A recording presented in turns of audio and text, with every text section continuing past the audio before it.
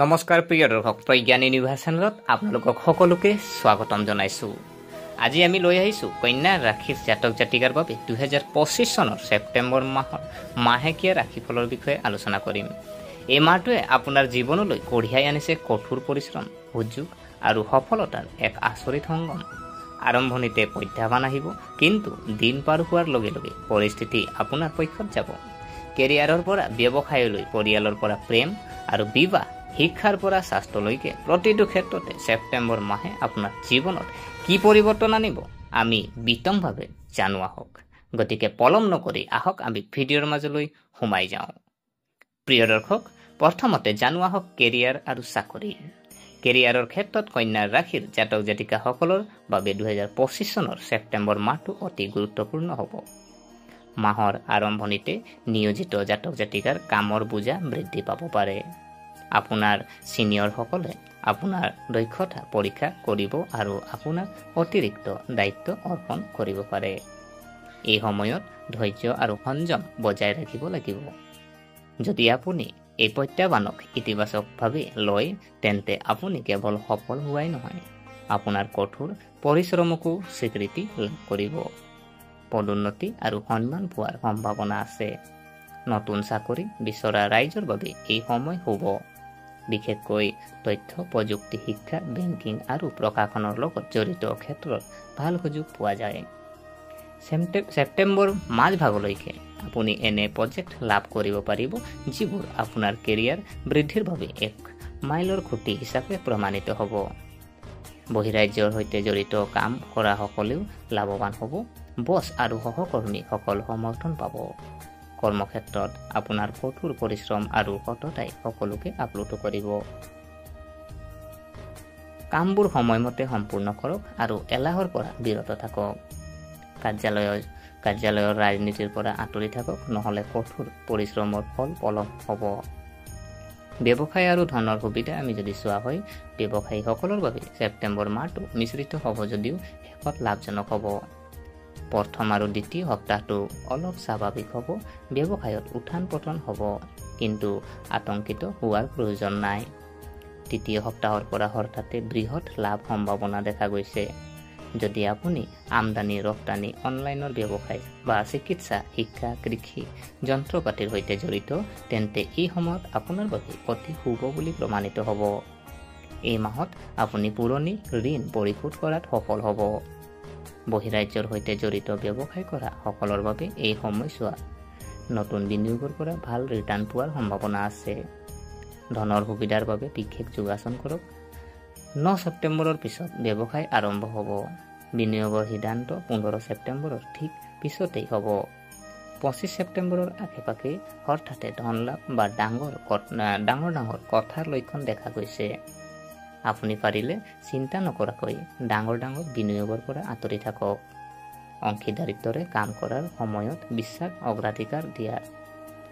পৰিয়াল আৰু সম্পৰ্ক যদি চোৱা হয়, ছেপ্টেম্বৰ মাহটো পাৰিবাৰিক জীৱনৰ বাবে অতি শুভ হ'ব।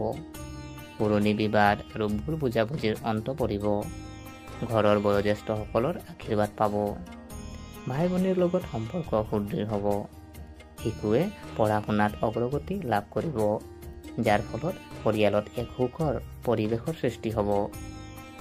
এই মাহত পৰিয়ালত এক শুভ অনুষ্ঠানৰো পৰিকল্পনা কৰিব পাৰি। আত্মীয় স্বজন অহা যোৱা কৰি থাকিব আৰু ইয়াৰ ফলত ঘৰৰ পৰিৱেশ সুখদায়ক হৈ পৰিব। প্ৰিয় দৰ্শক, আপুনি পাৰিলে পৰিয়ালৰ সৈতে সময় কটাওক আৰু তেওঁলোকৰ অনুভৱক সন্মান কৰক। অপ্ৰয়োজনীয় খং আৰু বিবাদ পৰিহাৰ কৰক। প্ৰেম জীৱন আৰু বিবাহ আমি যদি চোৱা হয়, প্ৰেম আৰু বিবাহৰ বিষয়ত এই মাহটো অতি বিশেষ হ'বলৈ গৈ আছে। প্ৰেম জীৱনত এটা সময় আহিব স্লুকিং আৰু কুকিং, কিন্তু ইয়াৰ ফলত সম্পৰ্কটো গভীৰ হ'ব। অবিবাহিত থলুৱা জাতক জাতিকাৰ ভাল বিবাহৰ প্ৰস্তাৱ পাব পাৰে। বিবাহিত জীৱন সুখী হ'ব বিবাহিত জাতক জাতিকাৰ বাবে। স্বামী স্ত্ৰীৰ মাজত সমন্বয় আৰু সম্প্ৰীতি থাকিব। বহুদিন প্ৰেম সম্পৰ্ক থকা যিসকল জাতক জাতিকা আছে তেখেতসকলৰ বাবে এইটোৱেই হ'ব পাৰে সম্পৰ্কটোক বিবাহলৈ ৰূপান্তৰিত কৰাৰ সময়। প্ৰিয় দৰ্শক, ছাত্ৰ ছাত্ৰীৰ যদি আমি চোৱা হয়, ছাত্ৰ ছাত্ৰীৰ আৰু প্ৰতিযোগিতা আমি যদি চাওঁ, শিক্ষা আৰু প্ৰতিযোগিতামূলক পৰীক্ষাৰ বাবে প্ৰস্তুতি চলাই থকা যিসকল ছাত্ৰ ছাত্ৰী আছে তেখেতসকলৰ বাবে ছেপ্টেম্বৰ মাহটো অতি উত্তম হ'ব। অধ্যয়নত একাগ্ৰতা বৃদ্ধি পাব, পৰীক্ষাত ভাল ফলাফল পোৱাৰ সম্ভাৱনা আছে।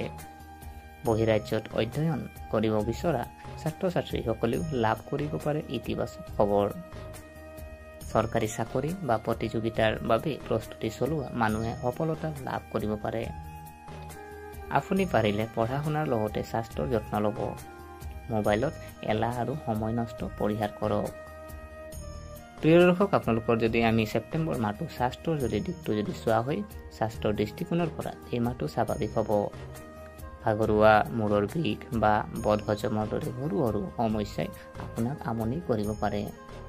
খাদ্যৰ প্ৰতি মনোযোগ দিয়ক। মানসিক চাপৰ পৰা আঁতৰি থাকিবলৈ চেষ্টা কৰক। আপুনি বিশেষ সাৱধানতা অৱলম্বন কৰিব লাগিব, যেনে ধৰি লওক ডায়েবেটিছ আৰু ৰক্তচাপ যিসকল ৰোগী আছে নিয়মীয়াকৈ পৰীক্ষা কৰি থাকিব লাগে। যোগাসন আৰু ধ্যান অভ্যাস কৰিলে আপোনাৰ বাবে উপকাৰী হ'ব। আপুনি পাৰিলে ছেপ্টেম্বৰ মাহত শুভ ফলাফল পাবলৈ হ'লে আৰু বাধাৰ পৰা হাত সাৰিবলৈ যদি বিচাৰে তেন্তে এই প্ৰতিকাৰসমূহ আপুনি কৰিবলৈ ভাল হ'ব। যেনে ধৰি লওক প্ৰতিদিনে ভগৱান গণপতিক পূজা কৰা, বুধবাৰে সেউজীয়া কাপোৰ পিন্ধিব আৰু সেউজীয়া আপোনাৰ যিহেতু মগু দান কৰিব। প্ৰতিদিনে গণপতি চলিচা পাঠ কৰা, আটকজনৰ শিশুক কিতাপ আৰু কপি দান কৰা, ঘৰত এবিধ তুলসী গছ ৰোপণ কৰি নিয়মিতভাৱে পূজা কৰক। প্ৰিয় দৰ্শক, কন্যা ৰাশিৰ জাতক জাতিকাৰ বাবে 2025 চনৰ ছেপ্টেম্বৰ মাহটো কঠোৰ পৰিশ্ৰম আৰু সংগ্ৰামেৰে আৰম্ভ হ'ব, যদিও সফলতা আৰু সুখেৰে শেষ হ'ব। কেৰিয়াৰত পদোন্নতি আৰু সন্মান লাভ কৰিব পাৰি। ব্যৱসায়ত ডাঙৰ লাভ হ'ব আৰু বিনিয়োগৰ দ্বাৰা লাভৱান হ'ব। পৰিয়ালত শান্তি আৰু সম্প্ৰীতি বাঢ়িব। প্ৰেম আৰু বিবাহত সুখ থাকিব। শিক্ষাৰ ক্ষেত্ৰত সফলতা আৰু প্ৰতিযোগিতাত ভাল ফলাফল পোৱা যাব। স্বাস্থ্য স্বাভাৱিক হৈ থাকিব। প্ৰিয় দৰ্শক, মুঠৰ ওপৰত এই মাহে আপোনাৰ জীৱনলৈ নতুন দিশ আৰু নতুন শক্তি কঢ়িয়াই আনিব। মাত্ৰ ধৈৰ্য, কঠোৰ পৰিশ্ৰম আৰু ইতিবাচক চিন্তাৰে আগবাঢ়ি যাওক। প্ৰিয় দৰ্শক, এয়া আছিলে ছেপ্টেম্বৰ মাহৰ আজি যিহেতু কন্যা ৰাশিৰ মাহেকীয়া ৰাশিফল। গতিকে আশা কৰিছোঁ আপোনালোকে ভিডিঅ'টো চাই ভাল পালে। যদি এই ভিডিঅ'ই আপোনাক কিঞ্চিত মানুহ লাভান্বিত কৰিছে তেনেহ'লে ভিডিঅ'টো লাইক কৰিব আৰু কমেণ্টত আপোনালোকে লিখিব যে জয় শ্ৰীৰাম, আৰু যিমান পাৰে আপোনালোকৰ বন্ধু বান্ধৱী, আপোনালোকৰ পৰিয়ালৰ লগত এই ভিডিঅ'টো শ্বেয়াৰ কৰিব। আৰু যদিহে আপোনালোকে চেনেলটো এতিয়ালৈকে ছাবস্ক্ৰাইব কৰা নাই, অনুগ্ৰহ কৰি এনে ভিডিঅ' পাবৰ কাৰণে আমাৰ চেনেলটো ছাবস্ক্ৰাইব কৰি ৰাখিব। গতিকে পুনৰ আকৌ আমি নতুন এটা ভিডিঅ'ত লগ পাম। আজিলৈ আমি বিদায় মাগিলোঁ। ধন্যবাদ।